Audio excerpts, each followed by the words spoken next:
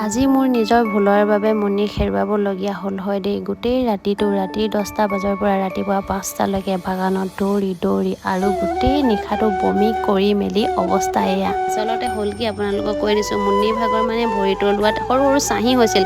তো মোৰ এইটোৱে ভুল হ'ল যে মই তাইক ডক্টৰৰ ওচৰত নেদেখুৱাকৈ মানে দৰৱটো দাদাক আনিবলৈ কাৰণে দিলোঁ। দাদাই আনি দিলে। তাৰপাছত আকৌ মই জোৰ জবস্তি তাইক ভৰিকেইটা ধৰি লৈ মানে দৰৱটো লগাই দিলোঁ। একচুৱেলি সেই দৰৱটো মানে গৰু ছাগলীৰ বাবেহে দেই, ডগীৰ বাবে নহয়। কিন্তু মানে দৰৱটো ভালকৈ মই পঢ়ি পিনে নাচালোঁ। তাত বাৰু ডগীও ফটো এখন আছিলে, কিন্তু মানে পানী মিক্স কৰি লগাব লাগিছিলে। মই আৰু টোপালকৈ লগাই দিব লাগে বুলি দাদাই কোৱাত মানে ধৰি মেলি লগাই দিলোঁ। তাৰ পাছৰ পৰাই এইবিলাক হৈ গ'ল। মানে তাইৰ ভাগৰ এনেকুৱাই পুৰিছে নে কামুৰিছে, একেবাৰে ঠাহনি পোৱা নাই। গোটেইজনী চেলেকি মেলি একেবাৰে অৱস্থা বেয়া। তাৰ পাছত কি হ'ল, যিহেতু সেই দৰৱটো লগোৱা মেলাৰ পাছত তাই চেলেকি দিলে। তাৰপাছত এইফালে দেখিছে নহয় বগা মানে বিজল পূৰা বমি কৰি দিলে। মানে মই গম পাই গ'লোঁ যে তাইৰ ভাগৰ ভৰিকেইটা বহুত পুৰিছে বুলি। তাই চেম্পু দি মেলি ভৰিকেইটা পূৰা ধুই মেলি দিলোঁ, কিন্তু ভাল হোৱাই নাই। মানে পূৰা তাই চেলেকি আছে। কি যে ভুল কৰিলোঁ নহয়, সঁচাকৈ মানে দেখাই ল'ব লাগে দেই। আৰু মানে ফাৰ্মাচীততো কোৱা হৈছিলে ন যে ডগীৰ বাবেহে লাগে বুলি। তো এইটো দৰৱ দি কিনে বহুত বেছিকৈ ভুল কাম কৰিলে। এনেকুৱা কৰিব নালাগে। মোৰ গাতো বহুত ভুল হৈ গ'ল, ভালকৈ পঢ়ি মেলি মই নাচালোঁ। তো এতিয়া চাওকচোন, এতিয়া বাজিলে 12:30 1টামান বাজিলে। তাই মানে পূৰা দেওপাৰি ফুৰিছে। ভৰিকেইখন মানে বহুত জ্বলিছে নেকি, গোটেইজনী অৱস্থা বেয়া গৈছে। মানে দৰজা খুলিব লাগে, বাৰে দৰজাখনৰ ফালে গৈ আছে আৰু তাৰ পাছত বমি কৰি আছে কৈছোঁ নহয়।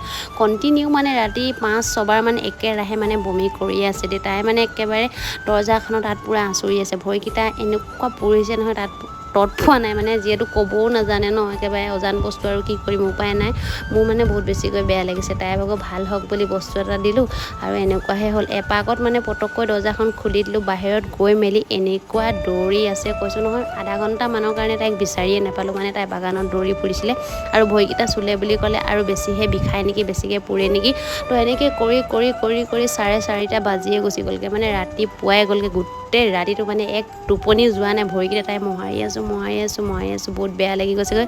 তো ফাইনেলি ৰাতিপুৱা হ'লহি আৰু ৰাতিপুৱালৈ অপেক্ষা কৰি আছিলোঁ। আৰু আমাৰ ডিগবৈয়ে মানে চেম্বাৰ এখন আছে, ডক্টৰ এগৰাকীলৈ ফোন কৰিলোঁ। তেখেতে মানে ফোন কৰাৰ লগে ৰিচিভ কৰিলে। বহুত আৰু মানে আগত মুন্নিক দেখুওৱা ডক্টৰ এনেকুৱা আছিলে, যিকেইজনক মই বহুতবাৰ ফোন কৰিলোঁ কিন্তু ৰিচিভ নকৰিলে। তেওঁলোকে যিহেতু ৰাতিপুৱা বুলি ক'লে গম পায় আৰু টোপনি ভৰ ন, কোনেনো ৰিচিভ কৰিব। কিন্তু এগৰাকী বাইদেউ মানে ফোন কৰাৰ লগে ৰিচিভ কৰিলে। নামটো চাহিনাজ আছিলে তেওঁৰ নাম। কিন্তু বহুত বেছিকৈ মই ধন্যবাদ জনাইছোঁ মনৰ পৰা।